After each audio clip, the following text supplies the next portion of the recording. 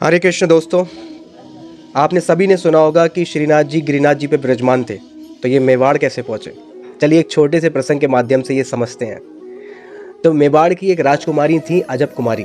अजब कुमारी जब अपने पिताजी के साथ वृंदावन घूमने आती हैं तो वहाँ पर वो गिरिराज जी जाती हैं और श्रीनाथ जी के दर्शन करती हैं। ठाकुर जी का ऐसा अद्भुत रूप देखकर वो मोहित हो जाती हैं। और जब वो मोहित हो जाती हैं तो कहते हैं उनकी बेचैनी इस कदर बढ़ जाती है, जब वो वापस मेवाड़ जा रही होती हैं तो उन्हें ऐसा लगता है कि उनका सब कुछ पीछे ही छूट रहा है। जब मेवाड़ पहुंचती हैं तो वहाँ पर जाकर वो बीमार हो जाती हैं। अपने पिताजी से कहती हैं कि मुझे ठाकुर जी की याद आ रही है, मुझे वापस वृंदावन जाना है। उनके पिताजी कहते हैं कि ठीक है बेटा, कुछ दिन के लिए मैं तुझे भेज देता हूँ, 10-15 दिन हुआ।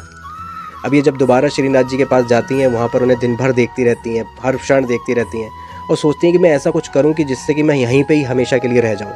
गोस्वामी जी के पास जाती हैं और कहती हैं कि गोस्वामी जी बताइए मैं ऐसा क्या कर सकूँ, ऐसी क्या सेवा करूँ। गोस्वामी जी कहते हैं अगर तुम्हें नृत्य आता हो तो नृत्य करो ठाकुर जी के लिए, अगर तुम्हें गाना आता हो तो तुम गायकी करो ठाकुर जी के लिए। अब ये कहती है कि मुझे तो चौसड़ खेलनी आती है, तो ये ठाकुर जी के साथ चौसड़ खेलती है, हर दिन खेलती है और कुछ ना कुछ ऐसा करती है कि लास्ट में ठाकुर जी को ही जिता देती है। अब ठाकुर जी जब जीतते हैं तो मुस्कुराते हैं, कभी कभी ये बहुत खतरनाक बाजियाँ भी चलती हैं जिससे कि ठाकुर जी के पसीने छूट जाते हैं। अब ऐसे ही चल रहा होता है। अब जब ठाकुर जी जीतते हैं तो उनकी जो मुस्कुराहट होती है, उनकी जो विग्रह में मुस्कुराहट आती है, वो सिर्फ अजब कुमारी को ही नहीं दिखती, वो बाकी सबको भी दिख रही होती है। अब एक दिन समय आता है, इसके पिताजी ने कुछ लोग भेजे होते हैं, वो कहते हैं कि बेटा छुट्टियाँ अब ख़त्म हो गई हैं, वापस चलो मेवाड़।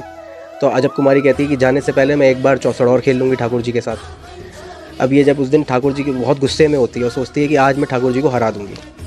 अब ये चलती है, बड़े बड़े खतरनाक पैतरे चलती है, ठाकुर जी बड़े परेशान, बड़े चिंतित हो जाते हैं, पसीने पसीने हो जाते हैं। अब ये ठाकुर जी को परेशान देखकर, उन्हें चिंतित देखकर इससे रहा नहीं जाता। तो ये एट दी एंड जब लास्ट बिल्कुल राउंड चल रहा होता है तो ये ठाकुर जी को जिता देती है। अब इसकी आंखों में तो आंसू होते हैं और ठाकुर जी जीत के जैसे ही मुस्कुराते हैं तब ये बोल देती है कि आज मैं जा रही हूँ। कहते हैं ये सच्ची घटना है कि ठाकुर जी ने स्वयं अजब कुमारी की बाँह पकड़ ली थी और बोले मैं तेरे प्रेम से, तेरे भक्ति से बहुत प्रसन्न हूँ, बता क्या मांगना चाहती है।